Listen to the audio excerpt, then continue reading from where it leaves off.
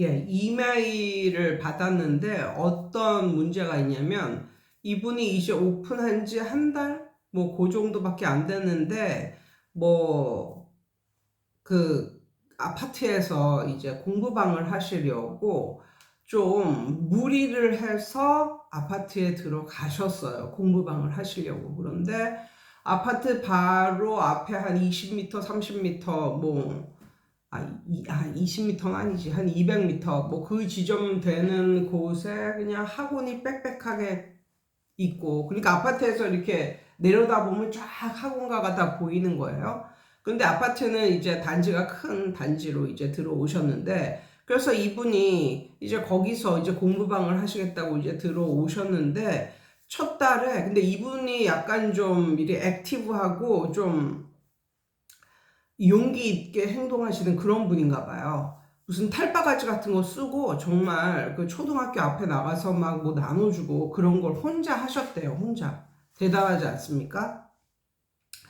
그런데 그 이후에 이제 3명이 들어온 거죠. 예, 3명이 들어왔는데 이분은 뭐 이렇게 첫 달 무료 행사까지 하셨답니다. 그래가지고 첫 달 무료 뭐 이런 행사까지 하고 그 다음에 학원에 상담을 하러 오시면 스타벅스 쿠폰 뭐 이런 것도 막 날리시고 굉장히 돈을 많이 이제 투자를 하셨다고 그러더라고요. 그리고 집 공부방으로 집도 아주 예쁘게 꾸미고 약간 이렇게 하셨는데 예, 이제 3명이 들어왔는데 그 이상은 들어오지도 않고 또 한 달만 딱 다니고 그만두는 애도 생기고 이래서 너무너무너무너무 낙심이 되신 거예요. 선생님 어떻게 해야 될까요? 이렇게 말씀을 하시는데 그 선생님이 여러 가지를 이제 써 놓으셨는데 학원비 있잖아요. 학원비. 학원비도 그 동네에서 받는 학원비보다 엄청 싸. 그리고 블로그도 하고 그리고 제가 그 모두 물어봤냐면 애들 매일매일 카톡으로 진도 어디까지 나갔습니다. 이런 거를 보내고 적어도 일주일에 한 번은 동영상을 찍어서 보내고 뭐 이런 거를 하셨냐고 그랬더니 그것도 다 했대요. 그래서 생각을 해보니까 이 선생님은 별로 안 될 요소를 갖고 있지 않은데 왜 지금 안 되고 있을까? 근데 사실 안 되고 있는 건 아니죠. 왜냐하면 딱 오픈했는데 첫 달에 3명이 들어왔다는 건 안 되는 학원은 아니거든요. 보통 안 된다 싶은 학원은 1년이 갔는데 뭐 애 2명 있고 이런 게 문제인 거지. 원래 첫 달에 그렇게 두세 명 들어와요. 두세 명 들어왔는데 선생님이 좋고 약간 뭐 이렇게 그렇게 이미지상 좀 좋다 싶으면은 이제 지인들에게 학원을 이미 다니고 있는 지인들에게 소개를 하고 뭐 이래서 이제 점점 거기에 이제 붙어가지고 애들이 이제 많아지는 거지. 첫 달에는 원래 한 서너 명 들어오면 잘 들어오는 거예요. 첫 달에 아무도 안 들어오고 그냥 지나가는 선생님도 얼마나 많은데요. 그런데 여기서 중요한 거는 첫 달을 딱 하고 끊었다 이거죠. 그런데 제가 그 내용을 이제 들어보니까, 그 분은 그냥 무료 그것만을 겨냥해서 그냥 들어온 사람인 것 같다라는 결론을, 제가 그런 결론을 얻었고요. 그러면 이 선생님은 왜 안 되는가? 그래가지고 제가 그랬어요. 뭐라고 했냐면, 선생님, 블로그도 그렇고, 전단지에도 그렇고, 뭐 집에다가 거는 현수막에도 그렇고 학원비를 대문짝만하게 적어 놓으세요. 그게 제가 선생님께 드리는 솔루션이에요. 이렇게 말씀드렸거든요. 짤막하게. 야, 그게 맞아요. 그게 맞아요. 그러니까는 경쟁력이 있다 싶은 거는 대문짝만하게 써야 되는 게 맞는 것 같아요. 경쟁력이 된다 싶은 건. 그런데 그 선생님은 그 동네에서 받는 그 수준보다도 더 저렴하게 받으시는데 저한테는 그렇게 이제 이메일로 그렇게 보내셨는데 그걸 알만한 데가 아무 데도 없는 거야. 그걸 알만한 데가. 전단지에 써져 있지도 않고 블로그를 들어가 봤어. 블로그에도 학원비에 관한 건 없어.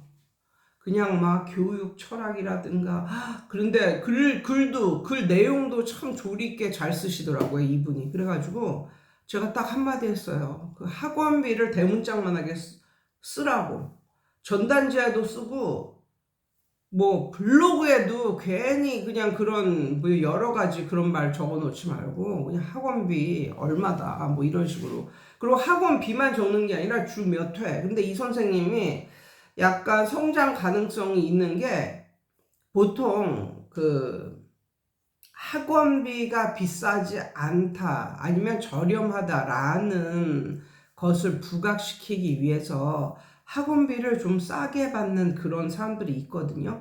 그러니까 어느 동네마다 어떤 게 있냐면 이 동네 그 엄마들은 만약에 영어면 영어 학원에 돈을 어느 정도까지는 쓸 의향이 있지만 그 이상은 뚫기가 어렵다 이렇게 느껴지는 그런 가격대가 있거든요. 그 가격대를 맞춰주면 됩니다. 그 가격대를. 그런데 중요한 거는 그 가격대에 맞추는 그 가격대를 맞추려고 애를 쓰다 보니까 선생님들이 무료 봉사해 주기는 싫은 거예요. 그렇다 보니까 예를 들면 뭐 주 3회 오는 학생이 30만 원을 받았어. 그런데 이 동네는 30만 원까지 초등학교 애한테 돈을 쓸 그런 여력이 없어. 그리고 엄마들이 그런 기대하는 가격이 그거보다 훨씬 싸. 이렇게 생각이 이제 결론이 나가지고 20만 원을 받았다고 쳐봐요. 그런데 거기서 끝나는 게 아니라 엄마들은 뭐를 보냐면 주 몇 회, 그러니까 몇 분씩 하루 몇 분씩 주 몇 회를 오나 이걸 보거든요. 그런데 뭐 한 100분씩 주 3회 뭐 오는 애는 뭐 30만 원 뭐 이렇게 만약에 받는데 100분은 좀 너무 많네요. 한 80분씩 주 3회 뭐 이 정도 오는 애는 30만 원 받는데 여기는 60분에 주 2회야. 그럼 거기를 가겠어요. 아무리 돈 10만 원 이상 싸도 그 학원을 가지는 않죠. 그런데 이 선생님은 매일 가르치는 선생님이야. 매일 60분씩 매일 가르치는 선생님인데 그 동네 평균보다 싸게 책정을 했대. 그럼 여기는 가는 거거든요. 예. 여기는 가는 거예요. 요즘 엄마들이 옛날에 비해서 정말 잘하는 애들 빼고는 애들에게 이렇게 적극적인 투자를 안 합니다. 왜냐하면 그 유튜브에도 나왔지만 미래가 되면 젊은 사람들이 없어가지고 그냥 학생도 젊고 어린 그런 애들이 없어가지고 대학교가 더 남아 돈다. 뭐 미래에는 그렇게 열심히 공부 안 해도 다 취직한다. 뭐 이런 식으로 되는 영상들이 굉장히 요즘에 많거든요. 근데 부모님들은 또 그런 걸 믿고 싶어 해. 본인이 믿고 싶은 걸 믿잖아. 그러니까 그런 걸 이렇게 보면서 적극적으로 애한테 그렇게 옛날에는 에듀푸어라고 있었는데 요즘에는 이렇게 적극적으로 특히나 내 자식이 그렇게 뛰어난 애도 아니야. 공부 쪽으로 성공할 뭐 그런 가능성이 보이지도 않아. 그렇다고 완전 놀게 하면은 나중에 원망 들을 것 같아. 그러면은 뭘 생각하냐면 가성비 이런 걸 좀 생각하지 않을 수가 없거든요. 그러니까 그런 걸 이제 생각을 하는데 만약에 매일 시키는데 만약에 공부를 매일 시키는데 만약에 그 정도 그 동네에서 받는 가격보다 싸게 받는다. 그럼 정말 이건 시간 문제지 쫙 옵니다. 애들이 쫙 와요. 그런데 이 선생님은 그 내용을 아무데도 안 써놨어요. 아무데도 전단지에도 안 써놓고 블로그에도 안 써놓고 그러니까 거기 가서 등록해야만 그걸 아는 거예요. 그러니까 첫 달 무료를 하지를 말고 차라리 돈이 얼마다 원비가 얼마다 그걸 대문짝만하게 좀 써놓았으면 좀 더 좋았을 것을 뭐 이런 식으로 생각을 하면서 여기서 제가 또 말씀드리고 싶은 게 있어요. 뭐냐면 선생님들이 생각할 때 경쟁력이 있다고 생각하는 것을 부각시켜라. 그게 블로그가 됐던 뭐 전단지가 됐던 뭐 현수막이 됐던 선생님들이 생각할 때 그게 경쟁력이 있다고 생각하는 걸 부각시켜서 블로그에도 올리고 전단지에도 올리고 뭐 어디 뭐 카페에도 올리고 그것만 부각시켜서 올려라. 예를 들면 만약에 선생님이 뭐 대치동 큰 학원 출신이다. 그러면 그걸 부각시키는 거예요. 뭐 전단지, 요즘에 전단지를 잘 보지는 않지만 아무튼 그래도 완전히 안 만들 수는 없잖아요. 그러면 이걸 갖다가 부각을 시키는 거예요. 그래서 다른 거보다 글씨도 더 크게 그걸 부각시켜서 올려라. 예, 선생님이 만약에 학벌이 좀 좋다, 스카이대 나왔다, 뭐 이러면 또 그걸 엄청나게 부각시키는 거지. 근데 선생님이 가르친 애가 무슨 서울대를 몇 년도에 뭐 서울대를 몇 명을 가고 뭐 외고를 가고 만약에 이런 일이 있었다 그러면 그런 애 이름까지 들먹어 가면서 부각을 시켜야죠, 부각을. 그런데 만약에 선생님이 정말 많이 월화수목금 이렇게 매일 가르치는데 심지어 그 동네에서 한 주 3회 가르치는 학원보다 이게 저렴해. 그럼 이건 가성비 최고인 학원이잖아요. 그럼 그걸 부각을 시켜야지, 그거를 부각을 시켜서 어디에건 눈이 그냥 눈만 돌리면 그것이 보이게 그렇게 하셔야 되죠. 이게 있어요. 선생님들의 생각은 좀 싸면 엄마들이 내 수준을 깔보지 않을까. 뭐 이렇게 생각하는데 그거는 그냥 선생님들의 노파심이고 그렇다고 엄마들이 와 여기는 진짜 비싸게 받는데 정말 여기는 비싼 곳이야. 그만큼 잘 가르치나 보다. 이렇게 하면서 갈 것 같아요. 그건 절대 아니죠. 엄마들이 원하는 거는 싸면서 보통 이상 정도 수준으로 잘 가르쳐주는 그런 선생을 원하는 거거든요. 그래서 저는 그 선생님한테 그렇게 이제 선생님이 할 건 요거 하나다.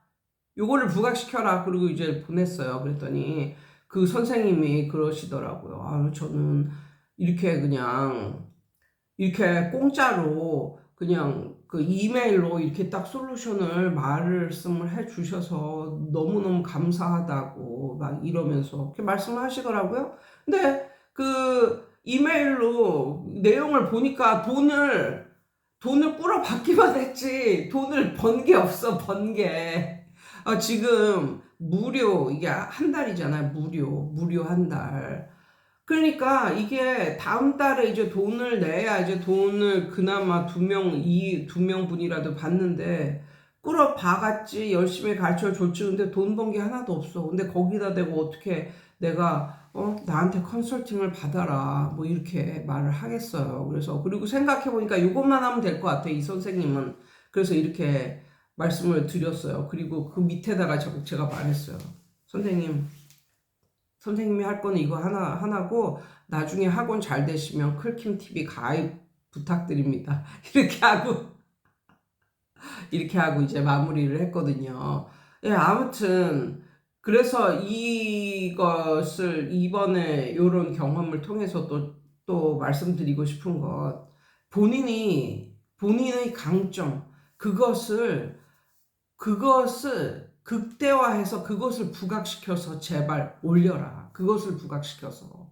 그것을 안 쓰거나 겸손 떤다고 안 쓰거나 그러지 말고 그러면 말 안 해주면 모르는 거잖아요. 그러지 말고 그거를 최대로 부각을 시켜라. 그런데 정말 많이 가르쳐 주는데 돈 적게 받는 그것도 커다란 가장 큰 경쟁력이 될 수가 있다.